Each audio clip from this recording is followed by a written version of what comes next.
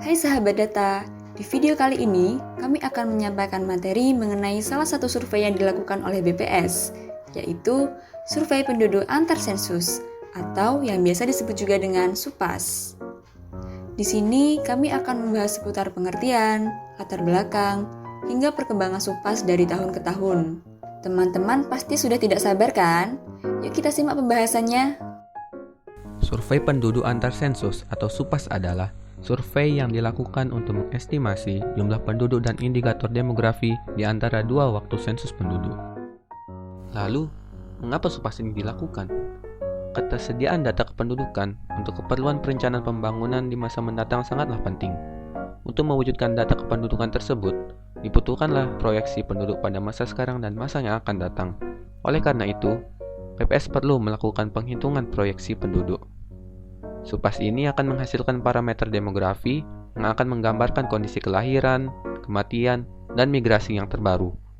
Penghitungan akan dilakukan dengan menggunakan berbagai asumsi di bidang kelahiran, kematian, dan migrasi, serta dengan menentukan target pemerintah di masa mendatang. Adapun tujuan SUPAS tahun 2015 adalah 1. Memperkirakan jumlah, distribusi, dan komposisi penduduk. 2. Menyediakan data untuk penghitungan parameter fertilitas yang meliputi angka kelahiran total, angka kelahiran kasar, rasio ibu anak, angka kelahiran menurut kelompok umur, dan lain-lain. 3. Menyediakan data untuk penghitungan parameter migrasi yang meliputi migrasi semasa hidup, migrasi recent, migrasi internasional, dan lain-lain. 4. Menyediakan data untuk penghitungan parameter mortalitas yang meliputi angka kematian kasar, angka kematian bayi, angka kematian balita, dan angka kematian ibu. 5. Memperbaharui proyeksi penduduk yang telah disusun sebelumnya. 6. Menyediakan data yang dapat digunakan untuk perencanaan dan evaluasi berbagai program pemerintah. Lalu, apa sih manfaat dari dilakukannya SUPAS? Jadi, manfaat dilakukannya SUPAS adalah untuk mengisi kebutuhan data kependudukan di masa mendatang, yang utamanya adalah untuk dasar perencanaan pembangunan nasional dan regional jangka panjang. Metodologi SUPAS 2015. Secara garis besar, data yang dikumpulkan oleh BPS pada SUPAS 2015 mencakup keterangan pokok penduduk, lansia, kelahiran, kematian, kematian ibu, perpindahan penduduk, ketenaga kerjaan, fasilitas perumahan, migrasi keluar internasional, perubahan iklim, serta disabilitas. Terdapat 4 kuesioner yang dicetak pada SUPAS 2015. Pertama, kuesioner daftar pemutakhiran rumah tangga atau SUPAS 2015-P, yang berisi pertanyaan mengenai pengenalan tempat, rekapitulasi rumah tangga, keterangan petugas, dan keterangan rumah tangga.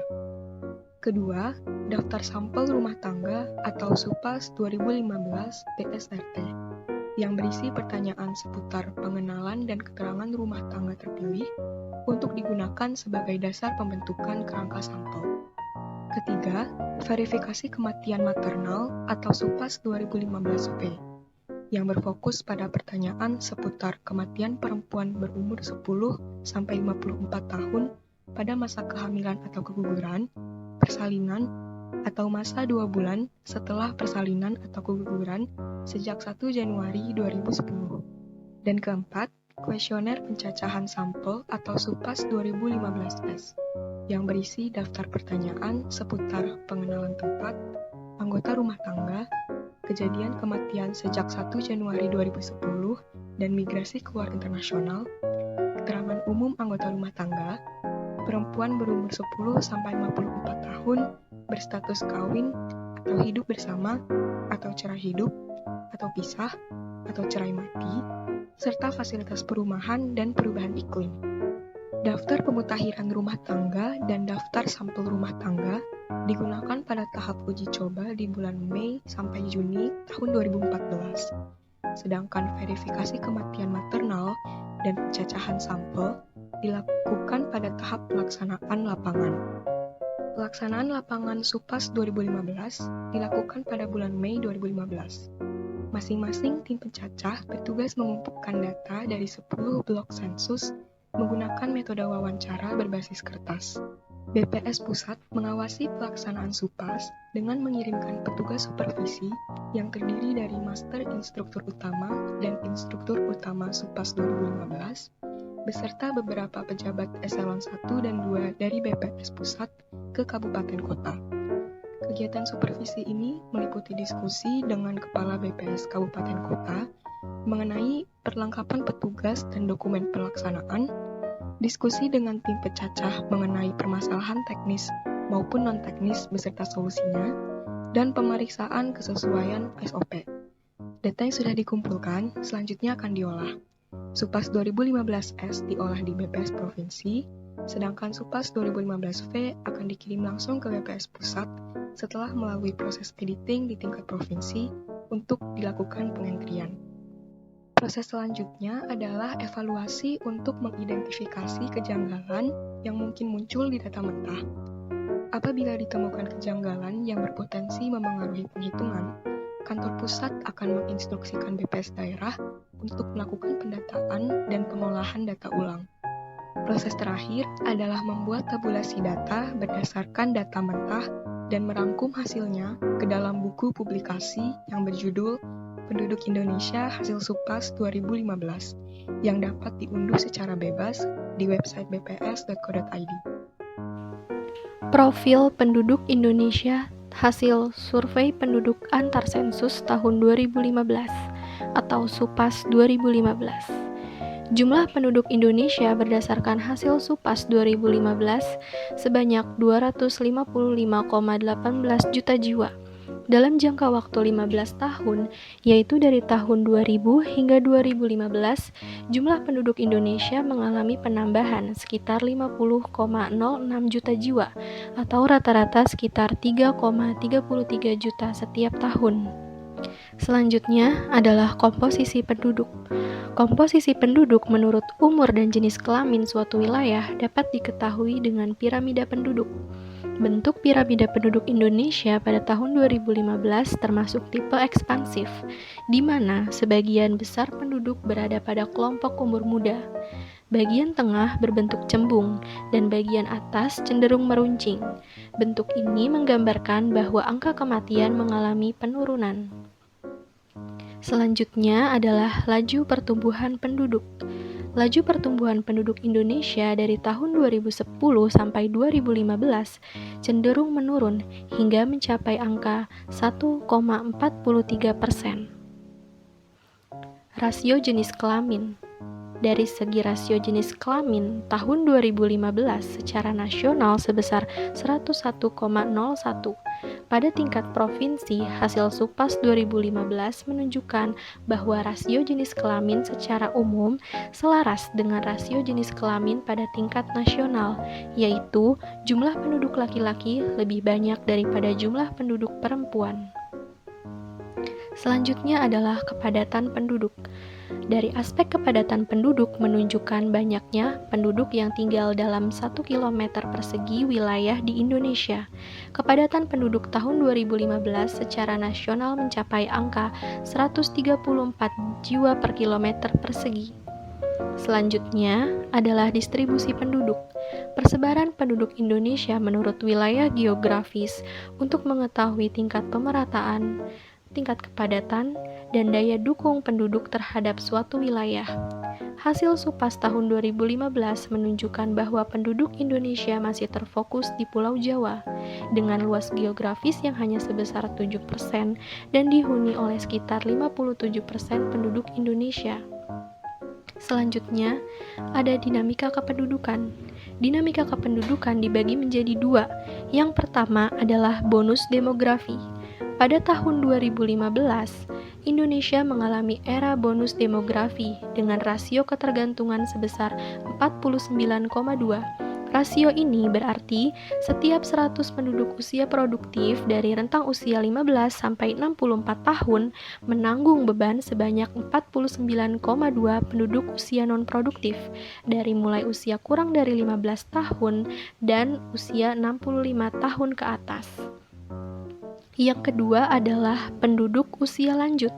Pada tahun 2015, proporsi penduduk lanjut usia di Indonesia sebesar 8,47%. Dengan demikian, beberapa tahun ke depan Indonesia akan memasuki aging population, yaitu ketika populasi penduduk sekitar 60 tahun ke atas mencapai 10%.